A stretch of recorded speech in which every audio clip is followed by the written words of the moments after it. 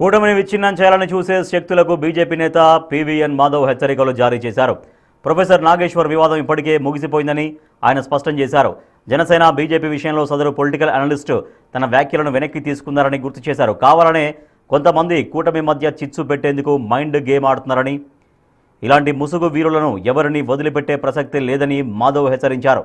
ఎన్ని కుట్రలు చేసినా కూటమి ఐక్యతను దెబ్బ తీయలేరన్నారు.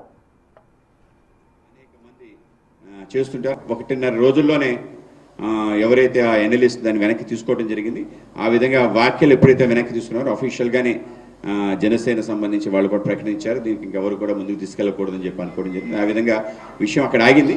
సో ఆ విధంగా ఏవైతే వ్యాఖ్యలు ఇటువంటి వాళ్ళు అంటే లేని గాలిని సృష్టించి మంటని లేపి ఆ విధంగా చేసే ఒక ప్రయత్నం ఈ యొక్క పొలిటికల్ అనలిస్ట్ పేరు మీద అనేక మంది చేస్తుంటారు. అయితే నిజంగా నేను కోరుకునేది ఏంటంటే ఎవరైతే ఈ అనలిస్టులు ఉంటారో వాళ్ళ యొక్క ఏ పక్షం కాని వాళ్ళు ఉండాలి.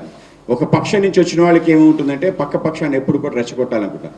సో మీ మీడియా మిత్రులు కూడా కోరుకునేది ఏంటంటే ఒక భావజాలంతో ఉన్న వాళ్ళని అనలిస్ట్గా పెట్టద్దు. ఆ పార్టీకి సంబంధించినట్టు లెఫ్టిస్ట్ అనలిస్టులు, రైటిస్ట్ అనలిస్ట్ అని మాట్లాడుకోవచ్చు. ఆ విధంగా పెట్టినా కూడా ఉండదు. లేకపోతే ఏంటంటే ఒకళ్ళ మీద వాళ్ళు ఏంటి న్యూట్రల్గా మాట్లాడరు. వాళ్ళకు ఉండే చిన్నప్పటి నుంచి పుట్టి పెరిగి ఒక పార్టీలో ఉన్నవాళ్ళు ఒక అంటే న్యూట్రల్గా మాట్లాడే అవకాశం ఉండదు.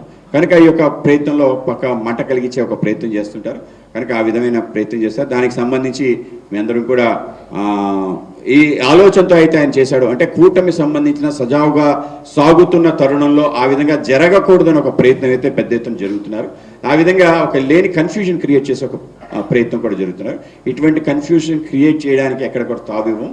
నరేంద్ర మోడీ గారు కానీ అమిత్ షా గారు కానీ మేము అధ్యక్షులైన తరుణంలో మాట్లాడడం జరిగింది, స్పష్టంగా చెప్పడం జరిగింది. ఒక మంచి అద్భుత వాతావరణంలో ఇక్కడ ఎన్నికలు జరిగాయి కనుక ఆ విధంగా వెళ్ళాలి. ఇటువంటి లేని ఒక ఆలోచన ఎక్కడ కూడా మనం తావివ్వకూడదని తప్పనిసరిగా జగన్మోహన్ రెడ్డితో సహా అందరూ కూడా ఎవరెవరు వాళ్ళు చేసిన పాపాలకి వాళ్ళు తప్పనిసరిగా పరిహారం చెల్లించుకునే విధంగా పెద్ద ఎత్తున అరెస్టులు జరుగుతాయి. దాంట్లో ఇంకేం ఆలోచన లేదు. ఆ విధంగా దాని తర్వాత బయటికి రావడం జరిగింది. చట్టానికి సంబంధించిన ఏదైతే స్థితి ఉందో దాని ప్రకారం ఒక్కొక్కటి జరుగుతుంది. ఆ విధంగా జరుగుతుంది తప్ప ఇంకోటి ఏం లేదు. ఇటువంటి ఒక మైండ్ గేమ్ అంటారు, ఆ విధంగా కొంత ప్రయత్నం జరుగుతుంది. ఈ అనలిస్ట్ రూపంలో ఆ విధంగా చేసే ప్రయత్నం జరుగుతుంది. దీన్ని మేము నిర్ద్వందంగా ఖండిస్తున్నాం. సో ఆ విధంగా కూటమి సంబంధించిన ఐక్యతని భంగం పరిచే శక్తులందరికీ కూడా ఒక హెచ్చరిక కూడా తెలియజేస్తాం. మీరు ఎన్ని ప్రయత్నాలు చేసినా కూడా ఇవి జరగవు.